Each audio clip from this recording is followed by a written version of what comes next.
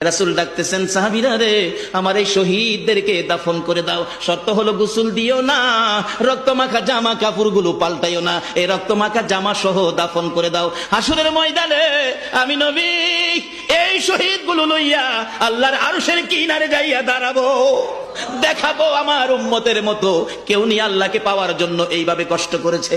এবার দাফনের কাজ শুরু হলে কিতাব লেখে 69 জনের দাফন শেষ। 70-এর মাথায় আসওয়াদ দূরে পড়ে আছে। আমার নবী 2 কদম সামনে গিয়ে দেখে আসওয়াদ নতুন তরবারি হাতে চিত হয়ে পড়ে আছে, শহীদ হয়ে গেছে। আমার নবী ডাকে, রে আসওয়াদ, মদিনার হুর বিয়ে করতে পাঠাইছিলাম, মদিনার হুর বিয়ে করলি না, যুদ্ধের ময়দানে জীবন দিয়ে বিদায় হলে।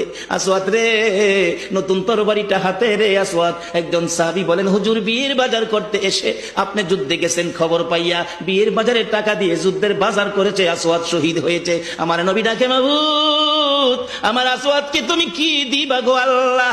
মদিনার হুর নিল না, রাসূলের পক্ষ নিয়ে জীবন দিয়ে দুনিয়ার থেকে বিদায় হলো, আমার আসওয়াদকে তুমি কি দিবা গো আল্লাহ? আসওয়াদের লাশটা ধরে ধরে কবরের দিকে নিয়ে আসতেছে। গোসল লাগবে না, কাফন লাগবে না, শুধু দাফন করে দিবে। আমার নবী আসওয়াদের কবরের পাশে দাঁড়াইয়া মুস্কি মুস্কি হাসতেছেন। সাহাবীরা আরজ করেন, ইয়া রাসূলুল্লাহ, এই কবরের পাশে হাসতেছেন কেন, ব্যাপার কি? আমার